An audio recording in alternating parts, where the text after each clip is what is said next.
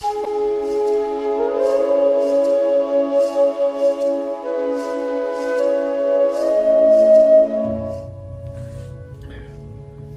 दोस्तों, आपके भीतर बैठी हुई माता रानी को, भगवान को, ईश्वर को प्रणाम करता हूं। दोस्तों, अगर आप साधना से कुछ पाना चाहते हैं, जीवन में पूर्ण रूप से सक्सेस होना चाहते हैं, पूर्ण रूप से सभी सुखों को प्राप्त करते करते आध्यात्मिकता का सुख भी चाहते हैं,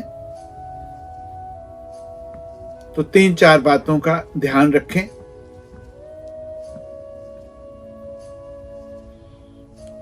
सबसे पहली बात, आप जिस भी गुरु जी के ऊपर विश्वास रखते हो, पूर्ण रूप से विश्वास रखें, पूर्ण रूप से उनको समर्पित हो जाएं, पूर्ण रूप से सरेंडर हो जाएं। दूसरा, अपने इष्ट देव के ऊपर पूर्ण भरोसा रखें। इष्ट की आराधना, इष्ट की साधना आपको जीरो से बहुत बड़ा व्यक्ति बना सकती है। आप जिस भी श्रेणी में हो, आप अच्छे खिलाड़ी हो और अच्छे खिलाड़ी बन जाओगे, गायक हो और अच्छे गायक बन जाओगे, छोटे बिजनेसमैन हो बड़े बन जाओगे, आर्टिस्ट हो अच्छे आर्टिस्ट बन जाओगे, छोटी जॉब करते हो बड़े में चले जाओगे। अपने इष्ट के ऊपर भरोसा करना। बहुत से लोग कहते हैं मैं 2 घंटे साधना करता हूं, मैं 3 घंटे साधना करता हूं, फिर भी मैं बीमार रहता हूं, मेरा काम नहीं चलता,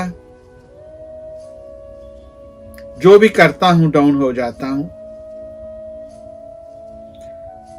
एक बात सत्या मान लें, अपने दुखों के कारण भी आप स्वयं हो और आप अपने सुखों के कारण भी खुद हो। सबसे पहले पॉजिटिव एनर्जी को पैदा करो। जैसे आपके विचार होंगे वैसी एनर्जी पैदा होगी, वैसी वाइब्रेशन पैदा होगी, वैसे ही कर्म पैदा होंगे, वैसे ही फल मिलेंगे।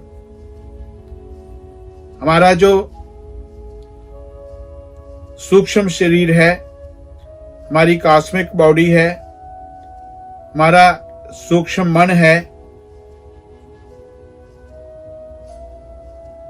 हमारा अलौकिक शरीर है, इसकी व्यवस्था इतनी साइंटिफिक है कि जो भी हम कुछ कर रहे होते हैं ना, सब कुछ आता जाता है।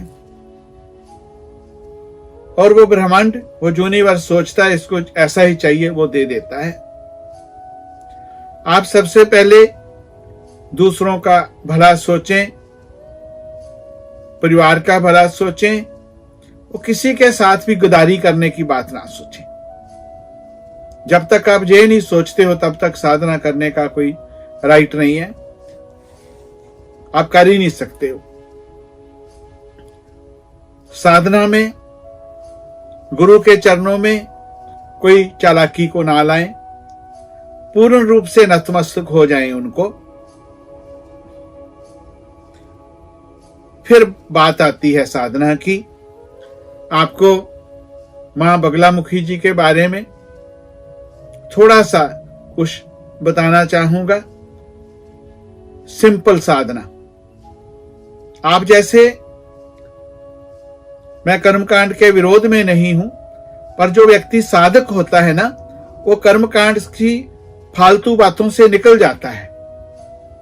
जो साधक है, भक्ति करने वाला है, ना वो हिंदू है, ना वो मुसलमान है, ना वो ईसाई है, उसका धर्म है साधक।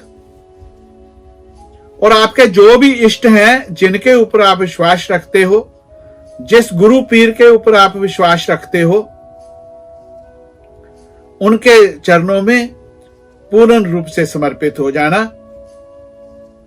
जो भी पूजा करना, मन, वचन, कर्म भाव से करना। जैसे मन से, वचन से, कर्म से, फीलिंग से आप उसके चरणों में एक हो जाते हो, तो फिर वो आपके ऊपर कृपा करते नहीं, कृपा बरसाते हैं। कृपा की बरसात होती है। जिन व्यक्तियों के दुश्मन बढ़ते जाते हैं, बीमारियां बढ़ती जाती हैं, क्लेश बढ़ता जाता है, ईर्ष्या, जेलसी के कारण उनके कामों में रुकावट आ जाती है, इस स्टेज पे पहुंच जाते हैं, अचानक वो काम मना हो जाता है, बड़े बड़े काम हाथ से निकल जाते हैं, फाइनल मीटिंग में सब कुछ खराब हो जाता है। उन व्यक्तियों को बगलामुखी जी की साधना करनी चाहिए।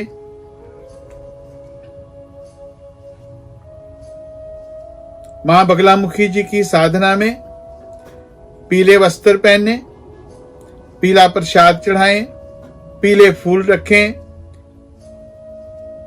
गाय के घी का दीपक जलाएं, गाय के घी का अखंड दीपक जलाएं, मौली की बत्ती का प्रयोग करें, पीले फूल चढ़ाएं, पीली मिठाई चढ़ाएं। ये सब आप जानते भी हो। नवरात्रि में एक ही मंत्र का जाप करें, एक मंत्र पकड़ लें, पूरे 9 दिन उसी मंत्र को करें और कम से कम 2 घंटे तक मंत्र को जाप करें और दिन में चलते फिरते घूमते आप जाप करते रहें जितना हो सकता है। कुछ ऐसी स्थितियां आती हैं बहनों में, बेटियों में, जब उनका वक्त पीरियड का होता है तो बहुत से लोग कहते हैं कि आपको साधना नहीं करनी, आप व्रत को छोड़ दो। ये कर्मकांड का एक बहुत बड़ा नियम है, पर मैं जो साधक हैं उनके लिए ये नियम नहीं है। आप इस स्थिति से ऊपर निकल जाओ। संत मत, आध्यात्मिक मत, तंत्र विधान इस चीज को नहीं मानता है। आप कैसी भी स्थिति में हो, आप मां के बच्चे हो। आप पीरियड में हो, नहीं हो, आप मां के बच्चे हो। ये कुदरत का दिया हुआ वरदान है। अगर ये नहीं होए कुछ भी नहीं हो सकता। आप इस स्थिति से, बेटियों बहनों से प्रार्थना करता हूं कि इस स्थिति से ऊपर निकल करके साधना करें। और कन्याओं की जितनी सेवा कर सकती हैं, कन्याओं को खुश रखें। घर का वातावरण पूरा आध्यात्मिक बना के रखें और मां का जो बगलामुखी जी का बीज मंत्र है उसका ज्यादा जाप करें। बीज की शक्ति बहुत बड़ी होती है। एक छोटा सा बीज जो हमें हाथ में पकड़ना भी मुश्किल होए, बहुत बड़ा पेड़ बन जाता है और वो पेड़ हजारों लाखों पेड़ आगे पैदा कर देता है। बीज की शक्ति ऐसी है, ऐसी ही बीज मंत्र की शक्ति है। आप मां बगलामुखी जी का बीज मंत्र है हलरीम नमः, हलरीम नमः, हलरीम नमः, हलरीम नमः, हलरीम नमः, हलरीम नमः। ऐसा जाप करें, फिर धीरे धीरे जाप करें।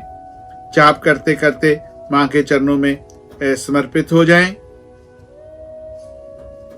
जैसे मंत्र जाप से ध्यान, ध्यान से समाधि, जैसे ध्यान लगने लगे, मां के चरणों में समर्पित होकर के आपका जो संकल्प है उसको महसूस करें कि वो पूरा हो गया है। प्रैक्टिकल रूप से उसको एंजॉय करें, फिर धीरे धीरे उठें। दूसरी बात कि ध्यान में, जाप में, साधना में रात को जरूर बैठिएगा। जैसे रात को नींद आने लगे तो ऐसे ही सो जाएं ध्यान करते करते। 9 दिन ऐसे करें और 9 दिन में आपकी साधना जरूर सफल हो जाएगी, सक्सेस हो जाएगी। और मां बगलामुखी जी के जाप के अलग अलग नियम हैं, अलग अलग साधनाएं हैं। जो भी संभव हो पाई और मैं आपको कहने की कोशिश करूंगा। जो बहुत गहराई वाली साधना है वो नहीं कह सकता हूं कि कोई गलत फायदा ना उठाएं, पर जो आसान है कैसे कैसे की जा सकती हैं फिर बात करूंगा। मां आपकी साधना को सक्सेस करें, सफल करें। आपके भीतर बैठी हुई मां को, भगवान को प्रणाम करता हूं।